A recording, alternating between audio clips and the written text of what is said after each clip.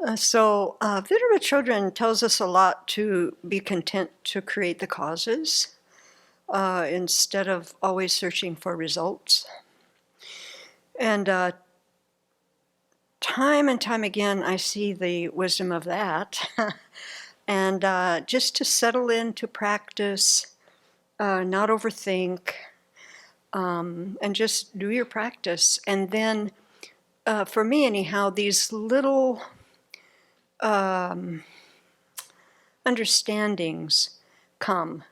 And oftentimes they connect one thing to another that haven't really been so connected. And that's so helpful. So I wanted to just share that a little bit about one that happened this morning.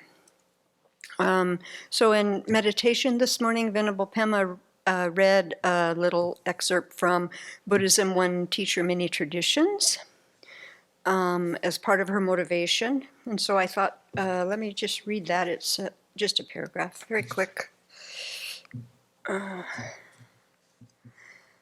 His Holiness and Venerable Children write, ignorance, the root of samsara, grasps all persons and phenomena as having a self, an independent, inherent essence unrelated to anything else, such as causes and conditions, parts, and the mind that conceives and designates them.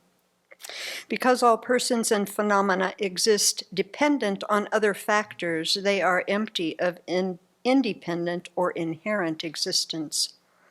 Thus, ignorance is an erroneous mind since it lacks a valid basis. Wisdom, on the other hand, is a reliable mind since it apprehends reality.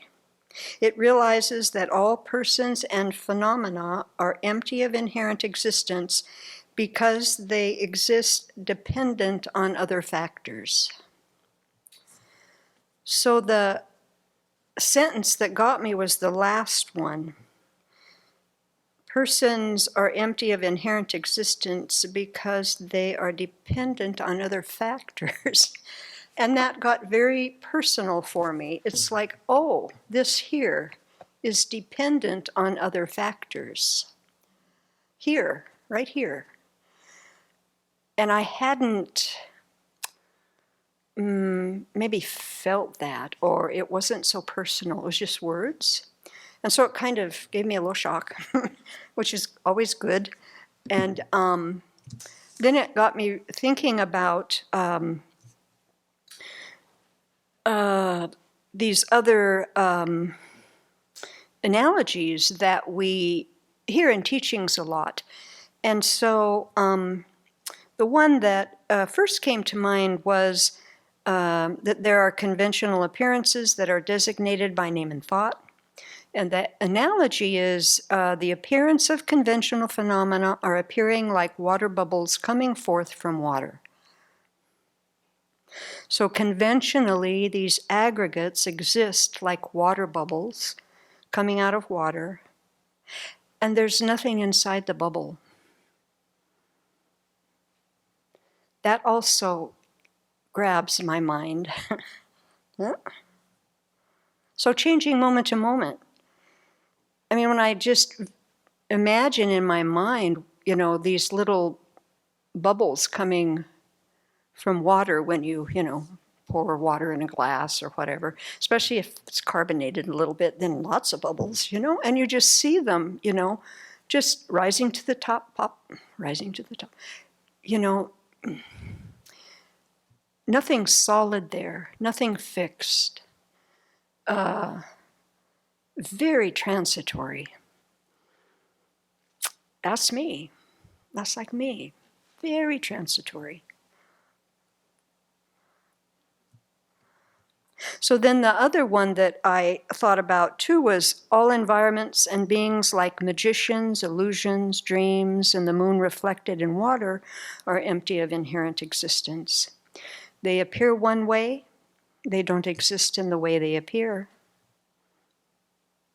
So in the example of the moon reflected in water or looking in a mirror, I often use the one looking in a mirror. So a reflection appears to be a real face, but it is empty of that face. But even though it's false, it still functions. That's the important piece. It still functions. So, I can look in the mirror to find my mouth to put the toothbrush in, and then I can look to see how much toothpaste I have all over my mouth and get it off.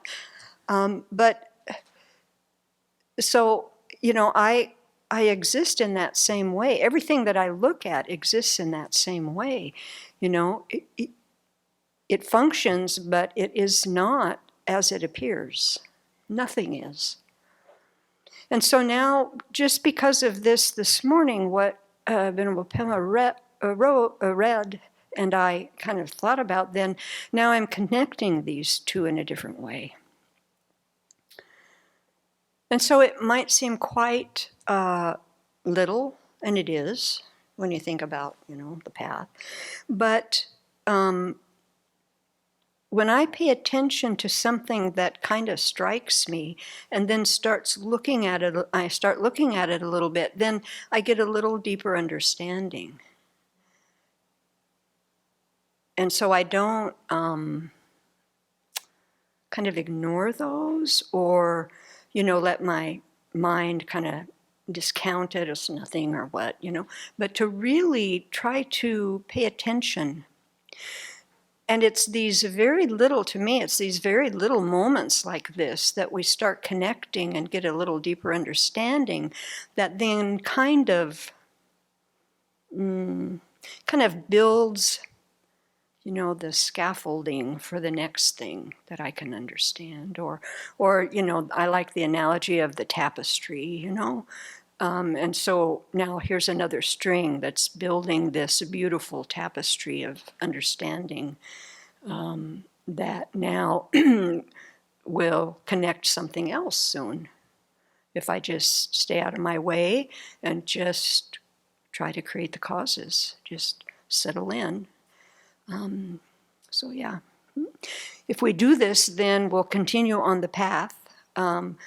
And we won't get stalled or stuck. And this path is infallible. That I know for sure. And so then it brings me comfort to know that at one point I will develop bodhicitta. I will develop wisdom. I will become a Buddha. And it does not matter when that is. It matters that I am continuing on this path going forward. So let's all do that.